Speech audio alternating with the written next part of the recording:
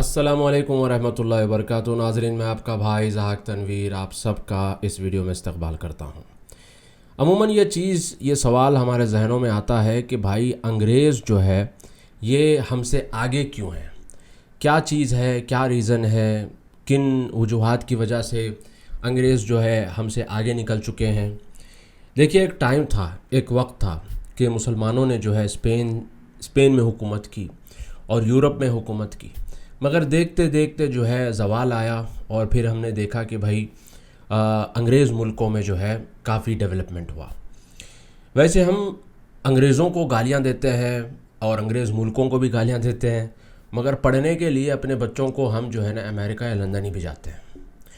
اور آپ دیکھیے، عرب ملکوں کو ہم گالیاں دیں گے، سعودی عرب کو، امارات کو ہم گالیاں دیں گے، مگر جب بات آتی ہے پرپوزل دیکھنے کے لیے، اپنی لڑکی کے لیے، اپنی بہن کے لیے رشتہ دیکھنے کے لیے، تو امریکہ یا لندن میں سیٹل لڑکا ہی دیکھتے ہیں. تو بھائی ہر ایک کے ذہن میں امریکہ ہو گیا یا پھر لندن ہو گیا یا آسٹریلیا ہو گیا یا نیوزی لینڈ ہو گیا، یہ لوگوں کے ذہنوں میں بیٹھا ہوا ہے. کیوں؟ اس کی وجہ کیا ہے؟ اس کا ریزن کیا ہے؟ اس کا ریزن یہ ہے کہ بھائی ان ملکوں میں انفراسٹرکچر جو ہے کافی ڈیولپڈ ہے، ان کی اکانومی اچھی ہے، ان کے پاس جو ہے ایجوکیشن کا لیول اچھا ہے، ان کی ریسرچ اچھی ہے، اور جو ہے ان کے پاس سائنٹیفک ڈیولپمنٹ بھی جو ہے نا کافی آگے پہنچا ہوا ہے، جس کی وجہ سے بھلے آپ لاکھ گالیاں دیں گے مگر رات کو پھر دعا بھی کریں گے کہ اللہ امریکہ کا ویزا لگا دے، لندن کا ویزا لگا دے. تو میں نے چند چیزیں دیکھی، غور کی کہ بھئی کیا ہو سکتا ہے کہ بھئی یہ لوگ ان چیزوں میں آگے نکل گئے ہیں اور ہم کیوں پیچھے رہ گئے ہیں. دیکھیے، تدبر کرنا چاہیے، سوچنا چاہیے، غور کرنا چاہیے اور سیکھنا چاہیے اور آبزرو کرنا چاہیے کہ بھئی کیا وجہ ہے، کیا ریزن ہے جس کی وجہ سے یہ لوگ آگے نکل گئے ہیں اور ہم پیچھے رہ چکے ہیں. دیکھیے، 27 مارچ کو تقریباً ایک مہینہ پہلے، ایک یعنی کہ 15-20 دن پہلے میں نے ایک ویبینار ہوسٹ کیا تھا، الحمدللہ اللہ کی توفیق سے. تو اس ویبینار میں ہم نے امریکہ کے U S defence intelligence officer colonel Anthony Schaefer کو ہم نے دعوت دی تھی کہ آپ آئیے اور ہمارے اس ویبینار میں جو ہے حصہ لیجیے. اس کے علاوہ جو ہے مصر سے دالیہ زیادہ اور احمد قریشی تھے اور سعودی سے خالد حمود شریف، اس طرح سے 5-6 لوگ تھے پورے پینل میں. تو الحمدللہ 1.5 گھنٹے کا پورا سیشن تھا.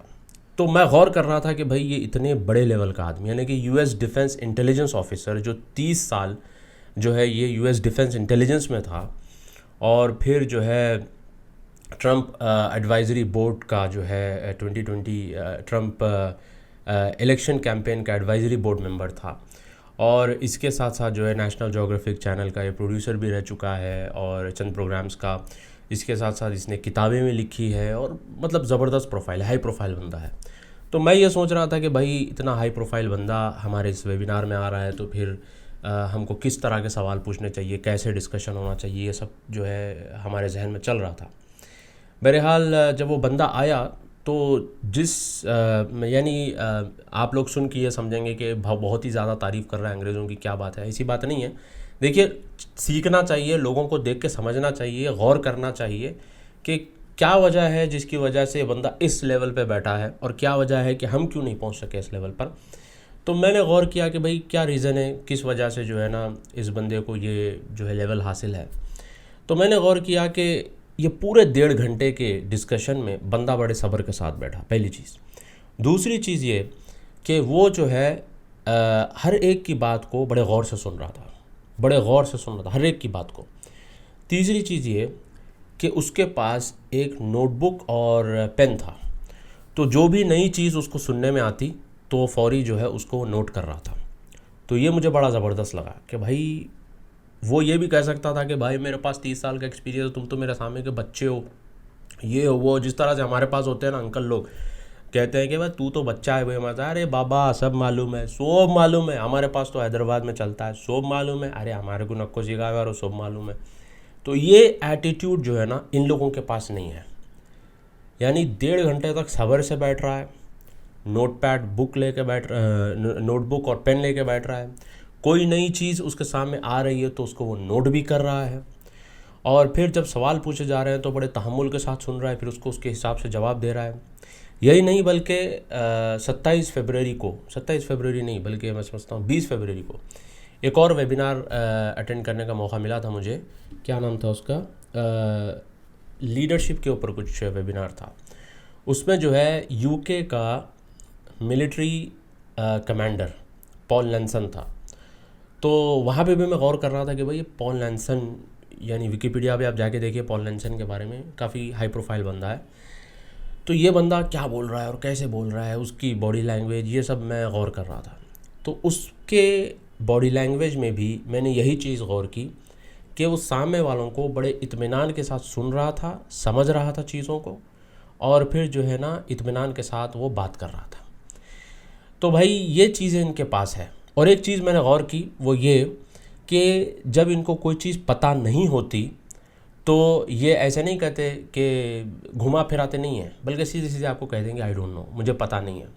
اور بھائی اس میں کوئی غلط بات نہیں ہے. اگر آپ کو کوئی چیز پتہ نہیں ہے اور آپ یہ کہہ رہے ہیں کہ آئی ڈونٹ نو، تو اس میں کوئی غلط بات نہیں ہے. آپ دیکھیے ہمارے پاس بہت سارے ایسے لوگ ملیں گے جو پتہ نہیں ہوتا پھر بھی جو ہے نا آپ کو یہ وہ کر کے گھمائیں گے، اپنی برتری بتانے کی کوشش کریں گے، اپنی بڑائی بتانے کی کوشش کریں گے، اور یہ ثابت کرنے کی کوشش کریں گے کہ ہم کو اس کے بارے میں پتہ ہے.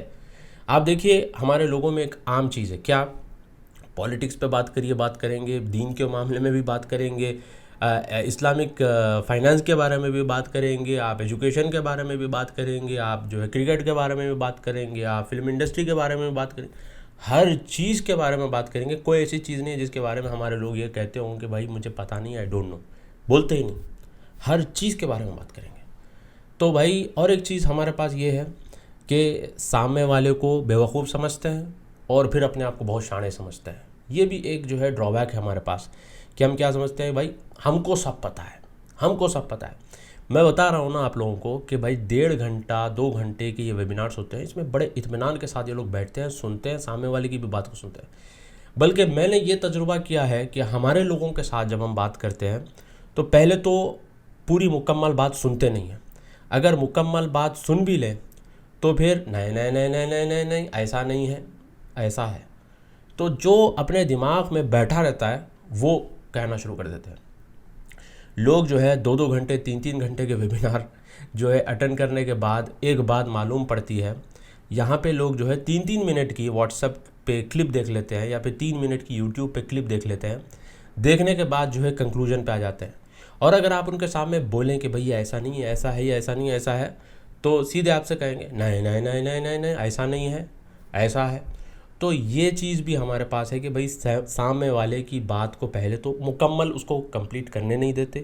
دوسرا، اگر وہ بولتا بھی ہے تو اس کو ٹھیک سے سنتے نہیں ہیں. اگر سنتے بھی ہیں تو اپنی برتری بتانے کی کوشش کریں گے اور یہ بتانے کی کوشش کریں گے کہ بھئی ہم کو جو پتہ ہے وہ صحیح ہے، تم کو جو پتہ ہے وہ غلط ہے. اور اکثر آپ دیکھیے، آپ یہ چیز غور کریے، جس طرح سے ہمارے پاس ایک کہاوت ہے کہ شانہ کوا گوبر کھایا، تو یہی اسی طرح سے ہمارے پاس بھی چلتا ہے. یعنی کہ ہر چیز میں شانہ پن بتائیں گے، ہر چیز میں چالاکی بتائیں گے، ہر چیز میں اپنی برتری بتائیں گے، مگر جہاں بتانا ہوتا ہے وہاں نہیں بتائیں گے، اور پھر وہاں پر یا تو بیوقوف حرکتیں کریں گے یا پھر بیوقوف باتیں کریں گے، اور پھر اپنا بھی مذاق اڑوائیں گے اور پوری قوم کا مذاق اڑوائیں گے. تو بھائی یہ چیز ہمارے اندر سے نکالنے کی سخت ضرورت ہے. اچھا، اس کے علاوہ بھی میں نے بڑے بڑے علماء کو بھی غور کیا کہ ان کے اندر بھی کافی عاجزی اور انکساری ہوتی ہے. ایک بار میں نے دیکھا کہ مکے کے مفتی شیخ وسیع اللہ عباس یہاں آئے ہوئے تھے، تو ان کے شاگرد شیخ محمد بن رمضان الحاجری جو کہ سعودی سٹیزن ہیں، وہ ان کی موجودگی میں، حالانکہ 2 کرسیاں بازو بازو میں رکھی ہوئی تھیں، مگر انہوں نے کہا کہ نہیں، میں شیخ کے بازو میں نہیں بیٹھوں گا کیونکہ یہ میرے استاد ہیں، وہ نیچے بیٹھے. حالانکہ محمد بن رمضان الحاجری بھی بہت بڑے عالم ہیں. اس کے علاوہ جب وہ بات کر رہے تھے اور پھر شیخ محمد بن رمضان سے کہا گیا کہ بھئی آپ بھی کچھ بولیے، تو انہوں نے کہا میں نہیں بولوں گا کیونکہ میرے استاد یہاں پہ بیٹھے ہوئے ہیں.